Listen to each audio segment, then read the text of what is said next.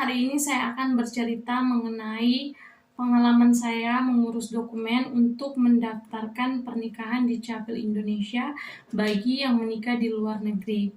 Jadi waktu itu di bulan Maret setelah saya dan suami saya selesai menikah, saya langsung dan suami ke Dubes RI yang ada di Moskow. Saya melakukan pelaporan bahwa saya sudah selesai menikah dan saya juga mau mendaftarkan pernikahan di Indonesia. Dan hasil konsultasi yang kami dapat juga mengenai mendaftarkan pernikahan di Capil Indonesia yaitu akta nikah harus diterjemahkan ke dalam bahasa Inggris oleh notaris, dan yang kedua adalah apostil. Kalau teman saya yang dulu masih pakai cara yang lama ya, jadi harus legalisir, sedangkan cara yang baru adalah apostil. Nah, untuk biaya sendiri itu, kalau untuk terjemahan ke dalam bahasa Inggris oleh notaris itu, waktu itu saya sekitar 2.000 rubel, kalau dirupiahkan sekitar 440 rupiah. Sedangkan apostil itu biayanya 4.500 rubel, kalau dirupiahkan sekitar 990 rupiah. Waktu itu karena suami saya nggak punya waktu untuk mengurus dokumen mengenai apostil ini, dan saya juga bahasa Rusianya kurang bagus, jadi kami memutuskan untuk pakai jasa apostil, dan itu biayanya lumayan mahal ya untuk biaya apostil itu kalau kita menggunakan jasa. Cuman ya gimana lagi, suami saya nggak punya banyak waktu karena suami saya harus bekerja, jadi ya udah kami pakai jasa penerjemah. Itu untuk di Indonesia.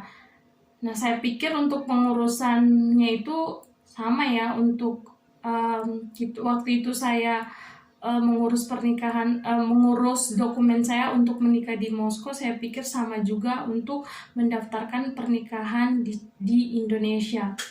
Nah, untuk yang di Indonesianya itu, dokumen yang dibutuhkan itu hanya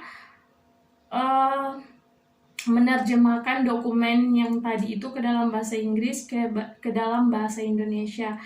Nah, saya pakai Karsa Penerjemah. Oh iya, untuk untuk harus menerjemahkan ke dalam bahasa Indonesia itu gak bisa kita ya, tapi harus pakai penerjemah tersumpah. Jadi saya pakai Karsa Penerjemah.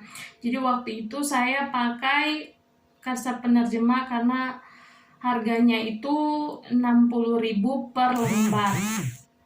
Jadi saya mengirim dokumennya itu lewat WhatsApp. Itu selesainya sekitar 4 hari. Setelah semua dokumennya sudah selesai, saya langsung konsultasi di Capil Indonesia, di mana tempat tinggal saya. Nah, puji Tuhannya itu waktu itu saya ketemu sama orang yang sama. Waktu itu saya mengurus untuk SKBM saya.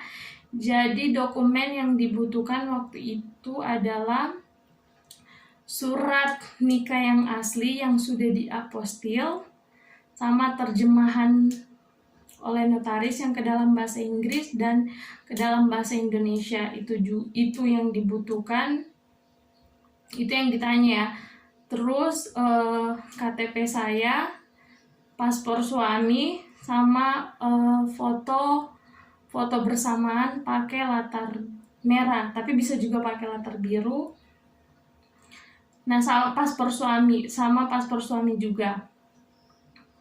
Nah, setelah saya serahkan dokumennya itu dikembalikan yang asli, tapi yang fotokopinya itu diambil, sama yang diterjemahkan ke dalam bahasa Indonesia oleh Karsa Penerjemah Tersumpah itu juga dikembalikan, mereka hanya ambil fotokopisnya aja. Untuk proses selesainya itu 1 hari aja selesai, cuman saya juga bilang ke stafnya saya mau pisah kakak sama ganti KTP. Jadi KTP saya sama kakak saya itu udah ganti, udah baru.